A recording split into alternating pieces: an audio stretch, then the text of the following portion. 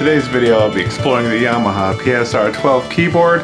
I'll be exploring the different sounds on it, and I'll see if I could get a track that's usable. Alright, so let's hop into it. To briefly go over this keyboard, it was produced in 1987, drawing the line between a low-end entry-level keyboard and a high-end almost toy-like appearance. It has a very simple drum machine, and it has a sound bank of 16 different options with an A and B on option, giving a total of 32 different unique sounds in this keyboard. To give a little bit of a sample of how this keyboard sounds, I'll just demonstrate a few of the sound options very briefly. I'm not much of a piano or keys player, so my technique is very basic and rudimentary. Let's start off with just a few sound demos just to give you guys an idea of how this instrument sounds.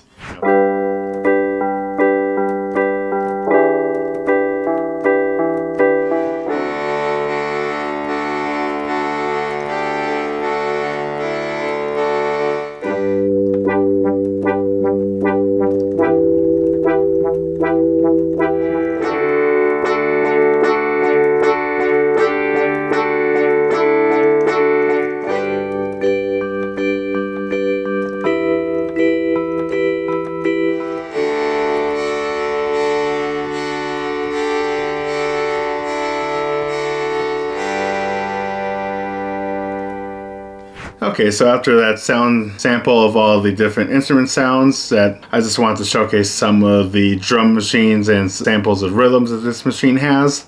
Let's see, let's start with a basic pops one. This will just be a very simple, steady eighth note beat. This would be the 16 beat. So this would be 16th notes on the hi-hat. The kick and snare on beats 1 and 4. It has like a salsa option. Samba. As you can hear, this is very basic and rudimentary. Something just to kind of give you a steady tempo and beat to work with. And see what samples I could work with, see what I could get out of this instrument, see if I could build a track with anything from in here. In preparation of this video, I recorded a couple loops. I kind of limited myself, 4-bar chord progression, G major, E minor, and 2 measures of D major. I'll see how far I could take it with just this keyboard. I may add some guitar layers on top. I might add a bass track. I'll see what I can do with it. So in the meantime, let's hop over to Reaper. Alright, so I have a few drum samples that I processed and exported out of the Yamaha PSR-12. I have a simple one first right here, followed by a 16th hi-hat groove. And then I have processed out from the salsa beat right here. So I did a little bit of processing work. I brought everything down into different sections. This will give me some more options to choose from. Took the auxiliary drum beat, spliced it up, put it out to left and right, kind of alternated the beats. I stuck with the 16th hi-hat drum groove. This will be it on its own. Here's with some processing. What I did is I put it through an EQ, just kind of raise up the low end. I compressed it a little bit, added another EQ on top of it, added a saturation knob to get everything going on for it, and then I put it through a limiter just to kind of pull it back a little bit. And then with the auxiliary drums, I put them in their own bus. The right hand side, I adjusted the formant as well as the pitch with a little altar boy. Sorry for the stutter. And then the left side, I did the same thing, except I raised the pitch and lowered the formant to give a bit more vibe, color, and punch to the track. And then this would be the entire drum groove all played together to give you an entire idea on how the song actually sounds. Well, how the drum arrangement would sound. And I bust everything together with the drum samples into a tape deck from Softtube to glue everything together. This down a bit. Now, as you can hear, with the alternate auxiliary drums kind of provide a bit more intrigue, interest, groove to the track. almost an industrial-esque vibe, but not quite. Next, I will hop onto the bass.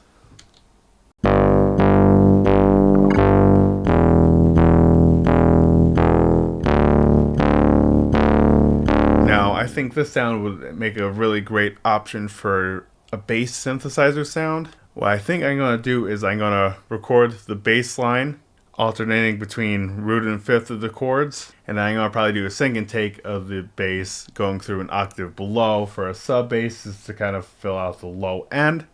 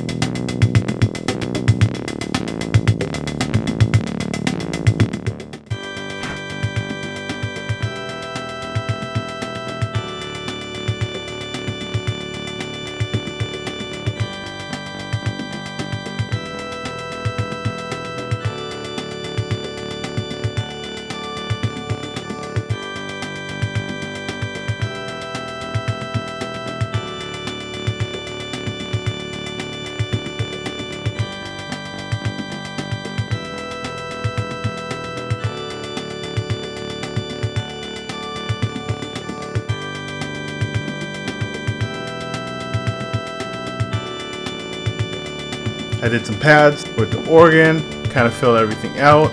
As you can see in the time lapse I did before that, I just kind of EQ'd them slightly differently, panned them hard left and right, summed them together, added a bit of compression to tie everything together, and then now that I got a pad working, the bass working, and the percussion, I'm gonna work on some top line melodies, just kind of get some sample ideas in and kind of sparse it through. So I'll meet you guys in a moment.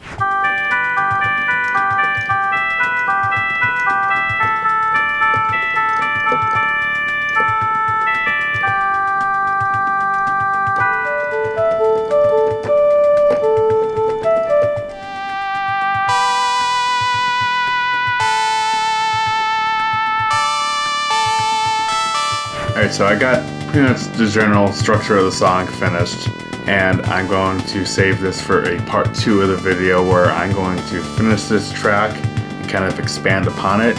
But in the meantime, here is the full track of everything coming from this Yamaha PSR-12. Everything was recorded from this track. These are the raw demos. Be sure to give this video a like, comment, subscribe to the channel.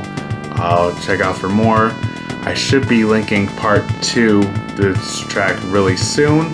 I might have it linked here, maybe up in the corner up here. But be sure to check back on the channel and keep an eye out for part 2 where I expand on this song, where I'll begin working on some lyrics, I'll add some guitar tracks and expand this track a bit further. Hopefully you enjoyed the video and it could give you some insight on how to develop and build tracks from cheap gear and how cheaper gear can really fuel your creativity to give you a unique style to your music and work with limitations. Alright, so in the meantime, see you guys.